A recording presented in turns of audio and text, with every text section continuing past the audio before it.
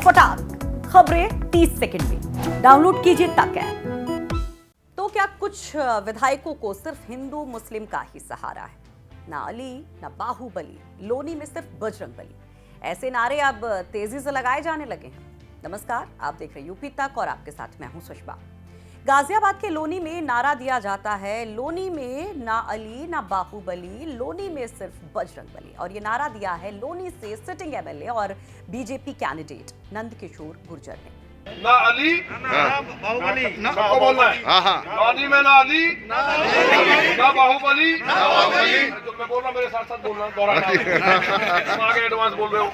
लोनी में क्या ना, लोनी में ना अली ना बाहुबली, लोनी में सिर्फ बजरंगबली। जय जय श्री राम, इसलिए लोनी में सिर्फ भगवान लहराएंगे। तो देखा आपने कितने जोश में बोल रहे हैं नेताजी, और हो भी क्यों ना, दोबारा से टिकट जो मिला है। टिकट मिला तो इन विधायक ने समर्थकों के साथ जश्न मना डाला और ओवर एक्साइटमेंट में दे डाला ये विवादित बयान। लेकिन अब इस बयान को लेकर नंदकिशोर को जिला निर्वाचन अधिकारी ने नोटिस थमा दिया है। नोटिस में कहा गया है कि गुर्जर 3 दिन के अंदर, यानी कि बुधवार तक की डेडलाइन है, इस डेडलाइन के अंदर वो लिखित में अपना जवाब दें कि आखिर उन्होंने धार्मिक आधार पर ऐसा स्टेटमेंट क्यों दिया, ऐसा नारा क्यों दिया। दरअसल चुनाव आचार संहिता में धर्म आधारित ऐसे नारे नहीं दिए जा सकते हैं और ये चुनाव आचार संहिता का उल्लंघन माना जाता है। हालांकि अब वो अपने इस बयान को लेकर अलग अलग तरीके के तर्क दे रहे हैं। तो क्या कहते हैं ये विधायक जी, जरा सुनिए। मुझे जानकारी आई है और जो उसमें लिखा है नोटिस में, तो मैं बजरंगबली का भक्त हूँ, इसलिए वो मेरा आस्था का विषय है। और जहाँ तक अली की बात है, तो जो मोहम्मद अली जिन्ना था, उसने जो कत्लेआम कराया था, देश का बंटवारा किया था, उस संबंध में हमने बात कही है। और जो बाहुबलियों के लिए जो माननीय चुनाव आयोग का जो निर्देश है कि बाहुबली जो है उनको टिकट नहीं मिलना चाहिए था, तो उन्हीं बाहुबलियों, हमारे यहाँ एक बाहुबली को टिकट दिया गया है। उसी के संदर्भ में हमने कोई बात कही है, उसका किसी धर्म से किसी और दूसरे अन्य परिप्रेक्ष्य में उसका अर्थ लिया जाना गलत है।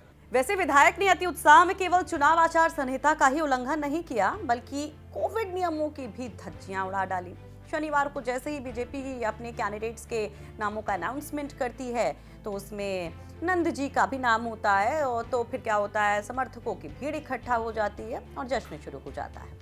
हालांकि ये कोई पहली बार नहीं है जब गुर्जर जी ने ऐसी कोई आपत्तिजनक टिप्पणी की हो या विवाद से उनका सामना हुआ हो। इसके पहले भी उन्होंने धरने पर बैठे किसानों को लेकर एक आपत्तिजनक विवाद दिया था, जिसके बाद इलाके के ग्रामीणों ने उनके बहिष्कार को लेकर सभी जगह पर होर्डिंग और पोस्टर्स लगवा दिए थे। और अभी कुछ दिन पहले का एक इंसिडेंट भी आपको याद होगा कि किस तरह से एक वीडियो उनका वायरल हुआ था, जिसमें वो मीट की दुकान बंद करवाते नजर आ रहे थे, धमकाते डराते दुकानदारों को भगाते दिखाई दे रहे थे। इस पर भी खूब सारे सवाल उठे थे। जून का एक मामला था, अब अब्दुल समद की पिटाई का, एक बुजुर्ग की पिटाई का, जो दाढ़ी काटने वाला मामला था, उसमें भी इनका नाम आया था। तब भी कई सारी चर्चाएं थी। इसके साथ ही अभी कुछ वक्त पहले एक और वीडियो वायरल हुआ था, जिसमें इनका काफिला चल रहा था, तो चलती गाड़ी की छत पर इनके एक समर्थक डांस कर रहे थे। इनके समर्थक जो है ना, वो अक्सर इनको सुर्खियों में लाते रहते हैं। तो ये जो समर्थकों का छत पर, गाड़ी की छत पर डांस का वीडियो था, वो भी खूब वायरल हुआ था। तो मसला ये नहीं है कि सिर्फ अपने विवादित बयानों के लिए, कभी एकदम हार्डकोर हिंदुत्व की बात करने के लिए, उलझुल बोलने के लिए ही ये चर्चा में रहते हैं, बल्कि कई दफा ये अपनी ही पार्टी के लिए, अपनी ही सरकार के लिए मुश्किल का सबब भी बने। 2019 याद है आपको, शीतकालीन सत्र चल रहा था विधानसभा का, और विधायक जी ने धरना दे दिया अपनी ही सरकार के खिलाफ। कह दिया कि भैया पुलिस तो उनकी सुनती नहीं है, और उसके बाद ये बैठ गए थे धरने पर। तो कुल मिलाकर बहुत नौटंकी होती है, बहुत ड्रामा होता है। लेकिन मसला तो ये है कि भाई साहब, इन बयानों से, इस तरह की हरकतों से कितना पोलराइजेशन करेंगे, कितने लोगों को अपने समर्थन में लाएंगे, क्योंकि जनता तो काम भी चाहती है ना। तो अब जब दोबारा आपको टिकट दिया गया है, पार्टी ने तो भरोसा जताया है, तो उम्मीद कीजिए कि जनता भी आप पे भरोसा जताए, आप अपने काम गिनवाएं, ताकि उनका भरोसा आप पा पाएं, ताकि फिर से यहाँ से चुनाव जीत सके। चलिए चलते चलते जरा सा इनका एक रेफरेंस देते हैं कि 2017 में इनका कैसा परफॉर्मेंस। तो 2017 के विधानसभा चुनाव में नंदकिशोर गुर्जर लोनी विधानसभा सीट से जीते थे, बीएसपी के जाकिर अली को हराकर। और ये जो जीत का डिफरेंस था काफी बड़ा था, करीब 43,000 वोट के अंतर से वो यहाँ पर जीते थे।